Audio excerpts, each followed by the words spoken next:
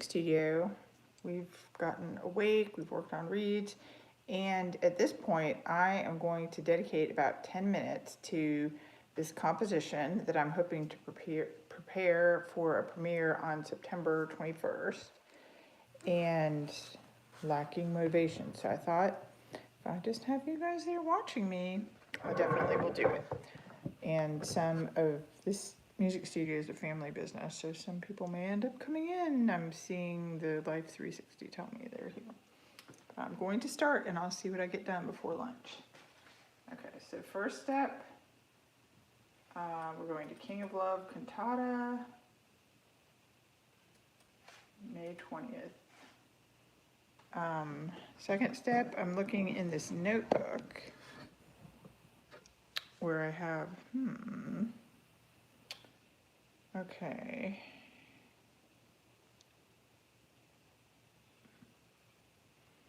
So this piece has several sections.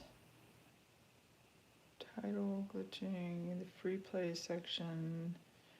Maybe what we'll do today is work from the end. No, I don't know. Okay, I've got this idea that we're gonna superimpose a lot of melodies and let the students decide how and when they're gonna play them. I don't know really how that looks on a score, but I do know what the melodies are, so at least I can insert them in there in some form, and you can watch over my shoulder. I don't know if you can see it. You see? There, you could see it. Okay, so we're scrolling over, trying to not mess anything up on the score. And I'm really a melody person. Having the great melodies in there is what it's all about for me. I see lots of messes, but I'm looking for the free play part.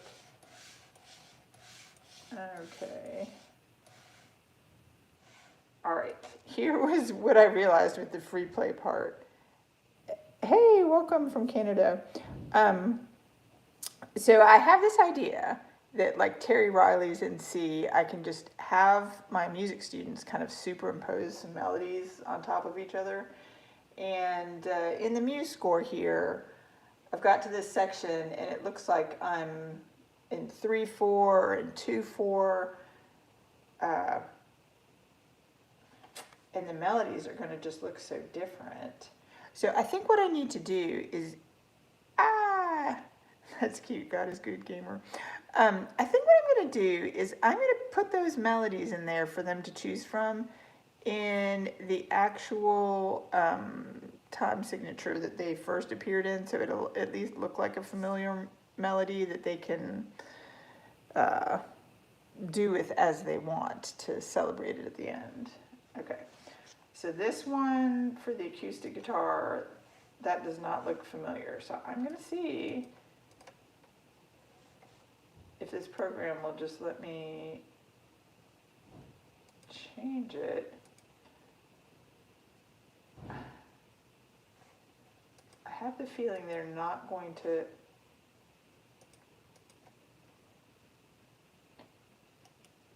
Okay.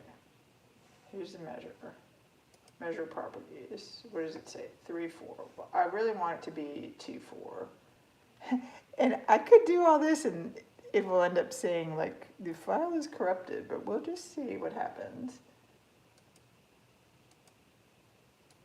2/4, 2/4.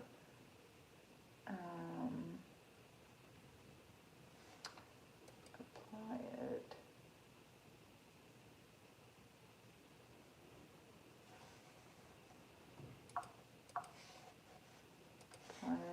Okay.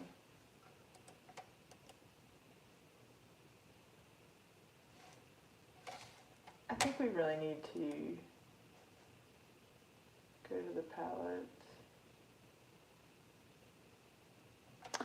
I don't know, maybe I'm wasting my time here. There's a limit to what computers can do. I think I'm just going to write the tune name in and see if they can memorize the tune name.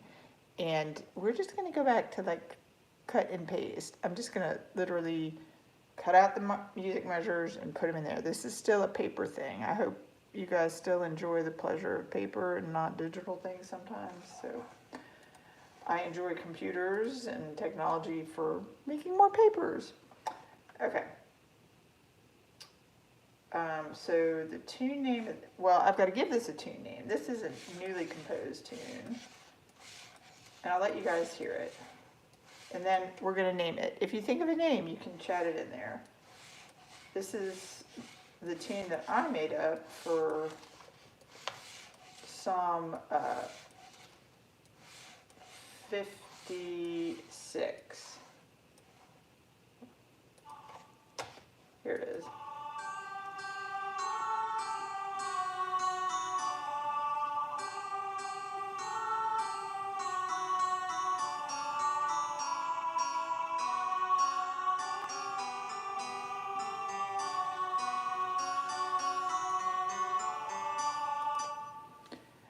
Okay, so unless you guys have some great ideas, I'm just going to call it the Psalm 56 tune for lack of confusion. Like, there's tune names in music history that are either the composer's name or the place's name or the original song that got famous, but this melody is not famous yet. So we're going to call this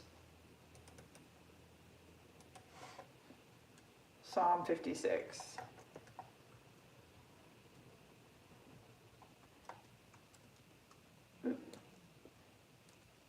And the way you make sure people know this is a tune,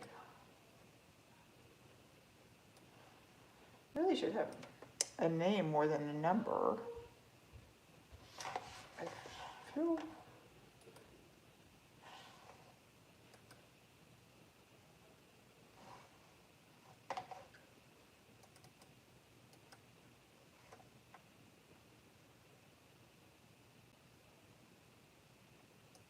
why don't I call it, like, it's about trusting in God, so I'm going to call it Trust. Let's call it Trust.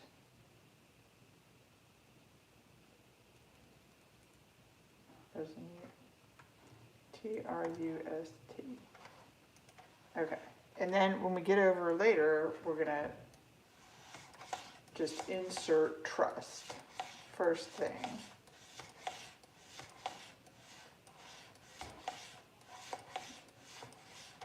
Maybe I'll put like the first note in there to give them a clue. Some things you just have to memorize. Not everything can be written down. All right, this is all getting gone. And, okay, so the first, in this free play thing, I'm going to add a text, add a frame, insert a text frame. I don't see anything there.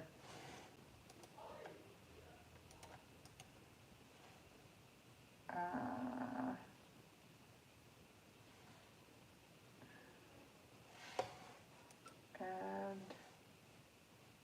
when you get creative ideas, sometimes you're like, how do I actually do this? I read a good quote from Van Gogh that I'm always trying to do something I can't do.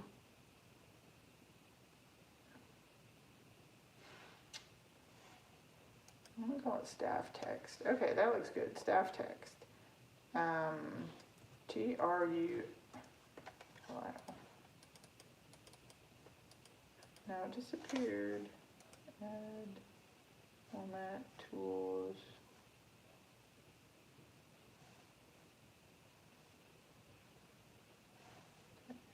Staff text. T.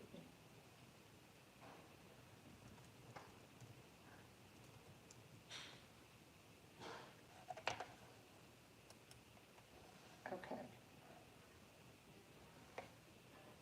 The second tune I can tell is Columba.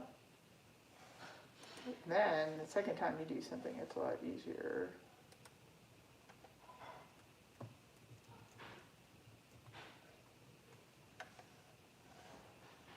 I forgot what the third tune is that comes in this. So So, I'll look back. Okay, this is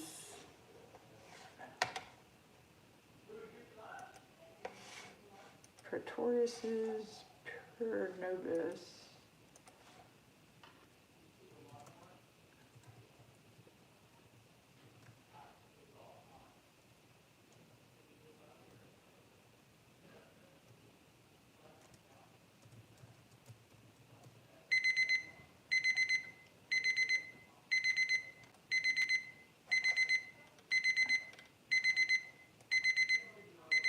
Ah, Per Nobis.